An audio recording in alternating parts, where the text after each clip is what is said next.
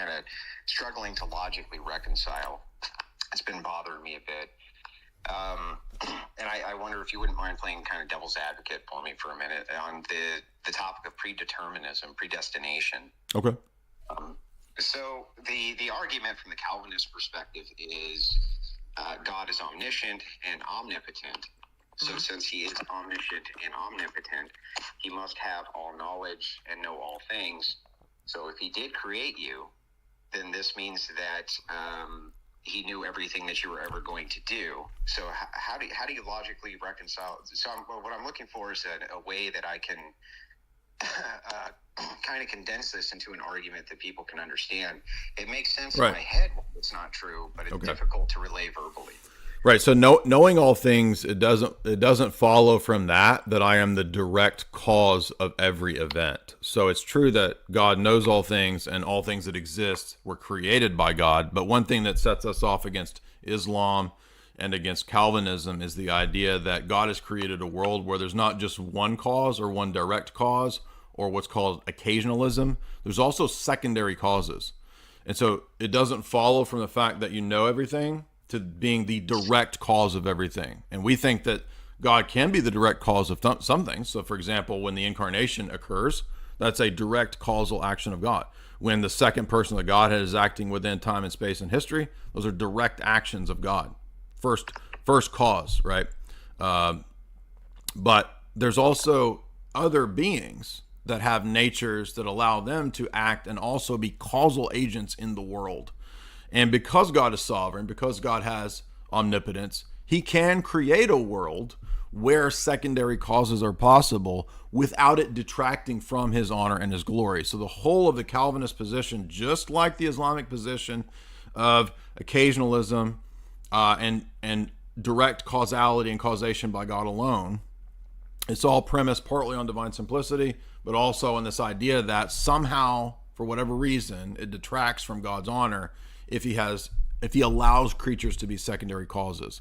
But if you look at the totality of Christology and our anthropology of human nature and human persons, we're causal agents. We do have the ability to act and to cause things in the world. Christology is hinging upon there being two wills, two natures, and the human nature also having its proper will and energy. So even though the Logos is a divine person, he possesses a fully human nature. And the actions of that fully human nature are truly and correctly human causal actions because he's fully human.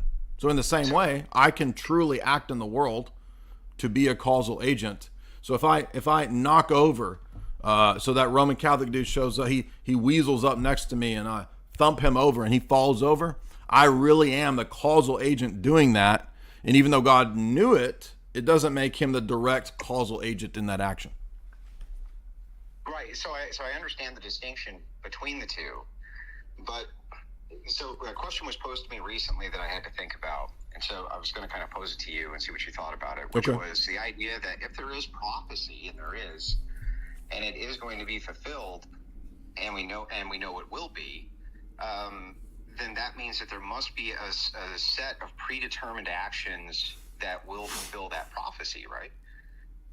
Well, they're predetermined in the sense that from the vantage point of the divine decree, God knows what's going to happen. But that doesn't entail the fact that he's the direct cause of those actions. So for example, if I roll a marble down a Rube Goldberg machine and it, makes all the other parts of the machine do their thing, or if I knock over a domino set, right? Like I know the series of events, but my knowing those events doesn't entail that I'm directly knocking each one of those dominoes over.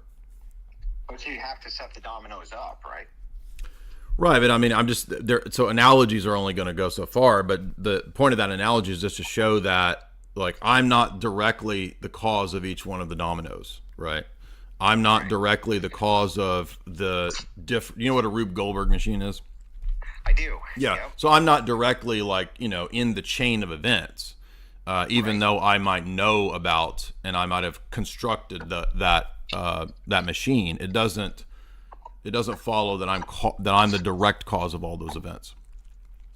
So I've been reading, some of our, kind of church history and what different church fathers have said on this, and it seems like it's a question that even they kind of struggle with a little bit.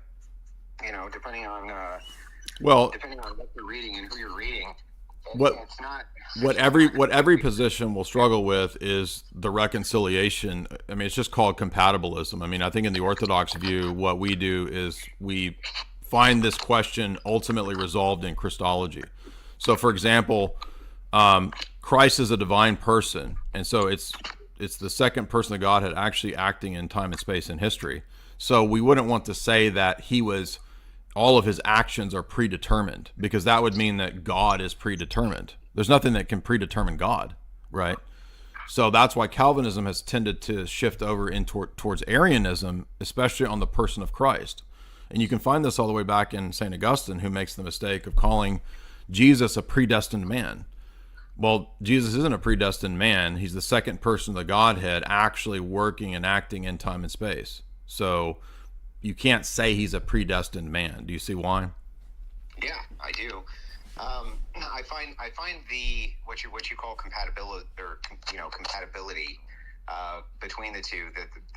The best way that I heard it described to me was actually from Father Deacon Ananias, who said, "Look, it's both and." Sure. It's a. I mean, it's the same in Christology, right? That's the best way to reconcile the two. Do you also kind of agree with that? Absolutely.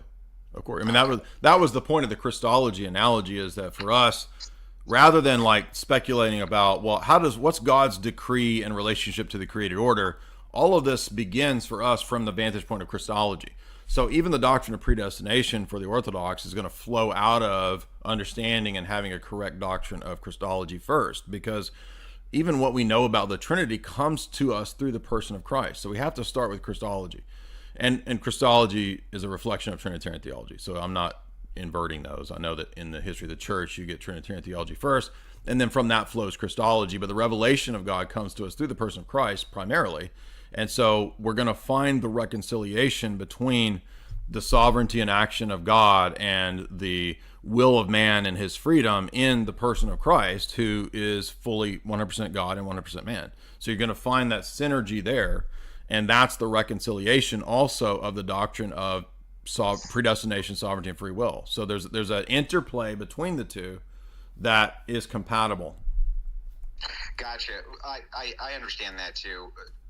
But from my perspective, I think you can probably see, if you're talking to somebody who hasn't really sat down and thought these issues out, the predeterminism argument is a hell of a gotcha, and it seems to draw a lot of people into it.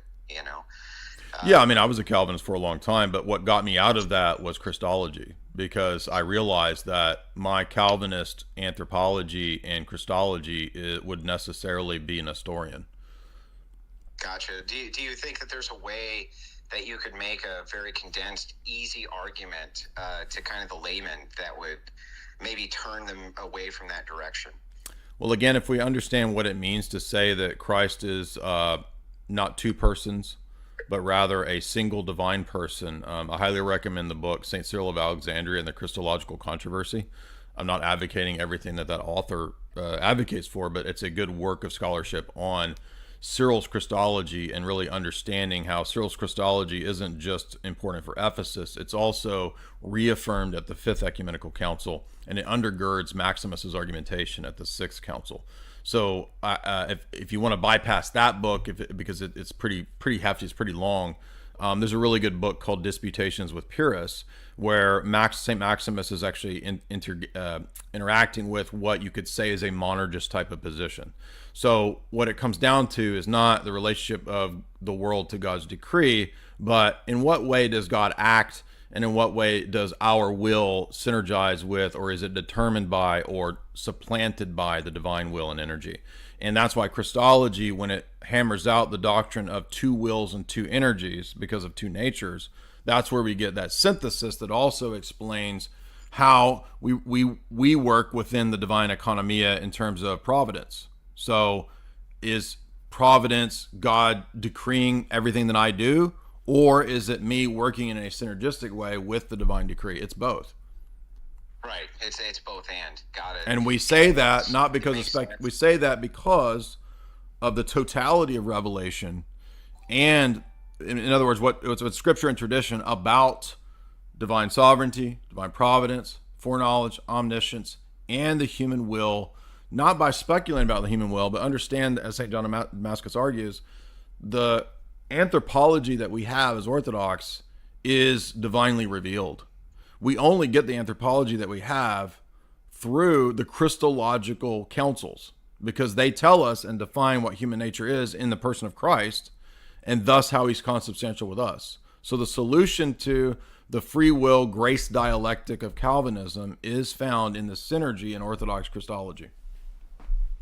Got it. Oh, yeah, makes sense. And then my last quick question. Sure. How do I donate to you on this thing? Well, I'm on.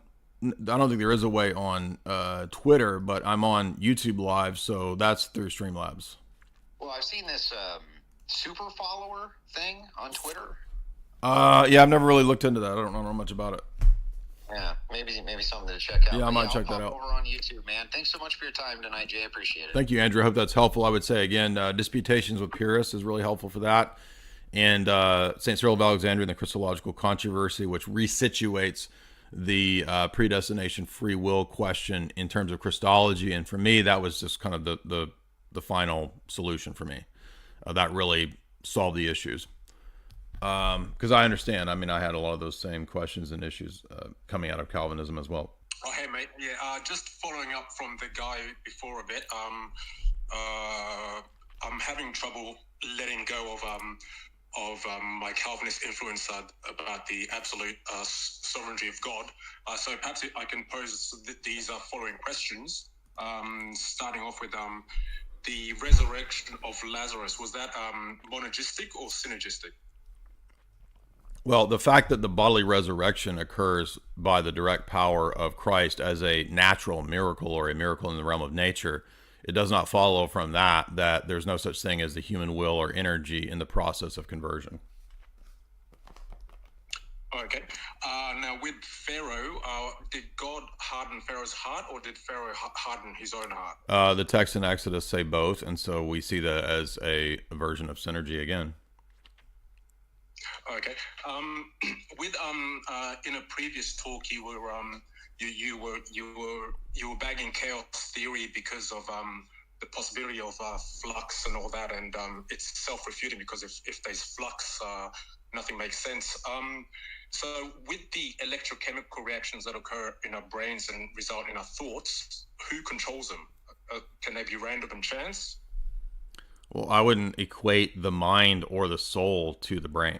So the fact that we have electrical firings in our brain, it doesn't follow from that reductionism is the case. Because I mean, with the occasionalist argument, how the brain and how they come together, because well, how do you? But we're not occasionalists, so I mean, so what do you mean? So are you an occasionalist? Because I found that argument persuasive because if the electrochemical reactions in our brains that result in our thoughts, I'm assuming they come from our brains, if they're chance and random, then our thoughts would be unintelligible. So that's a self-refuting argument. So that's an argument in favor for occasionally for God's absolute sovereignty. Otherwise, our thoughts could not be intelligible. I don't see how the argument that, are you saying that our thoughts are determined by chemical reactions in the brain and God is the direct cause of that? Is that what you're arguing? Yeah, it's God has to be absolutely sovereign. There can't be any. Well, you're using the phrase that, hold on, you're using the phrase God has to be absolutely sovereign. I don't know what you mean by those words, because it sounds to me like that's just code for your philosophical presuppositions about what God is and how he has constructed the world. So, I mean, let's rephrase it this way. Is it possible that God can create a world where there's secondary agents? All right. There's a follow-up question that kind of answers that, if I can ask. Okay. can God's decretive will be frustrated? Well, I don't have the view that God is the direct cause of every event, so I don't understand decretive will in the same way as you. I guess can God's as in, can things not go as planned because of these secondary causes not acting according to how God wills them to ultimately? Again, you're just rephrasing your position in a different way. So let's rephrase. Hold on. Let's rephrase, because your whole argument here is based on dialectics. So let's rephrase this. Do you believe in the Trinity? Yes. Okay. So do you think that Trinitarian theology can be done apart from the Trinitarian theology that comes out of the ecumenical councils? No, I guess not. Okay. So if that's the case, then you can't hold to your position, because your position is based on another type of Trinitarian theology than what comes out of the ecumenical councils. Because what you're talking about is like a Platonic determinism. Okay, that's not what the Cappadocians teach, and that's who formulated the church's Trinitarian teachings. Okay. What about Scripture, Romans 8:28? So again, before we go to Scripture, what I want to know is, where are you getting your doctrine of the Trinity from? Because that's where we're going to get our doctrine of person and nature and will and energy. And if you don't have a doctrine of person, nature, will, and energy, there's no way to have a doctrine of the Trinity. So where are you getting your Trinitarian doctrine from? From God's revelation in Scripture. Okay, but who determined the canon of Scripture? God through his absolute sovereignty. No. So again, you think the direct cause of God is what determined the canon. Historically, who determined the canon of Scripture? Well, the church. Okay, what church? What church? Will. What church? What do you mean? The church. What church? Who makes up that church you're talking about? The church, I guess, the Orthodox Church. I'm not. Oh, okay. Well, so wait a minute. So if it's the Orthodox Church, then it's not the Calvinist Church. So they probably don't have the right Trinity, right?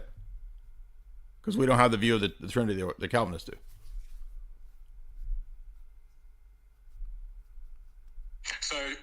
So your presuppositions are all wrong, is my point.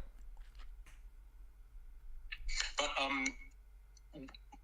with the presuppositional argument, it reduces it's I guess there's a reductio ad absurdum here. The argument is true by virtue of the possibility of the contrary. It's impossible. Yeah, but it doesn't work in a Calvinist view. Yeah, but as a Calvinist, you can't use that argument. No. As a someone moving towards orthodoxy, but still having trouble reconciling this question of. Okay, so the question that we're asking, as I said to Andrew, is resolved in the doctrine of Christology.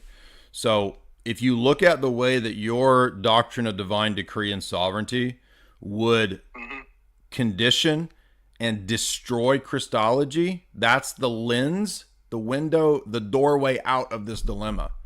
Because Christology is impossible in your view of God. Okay, so what is wrong about my understanding of Romans 8:28? All right. So again, all right, we're done.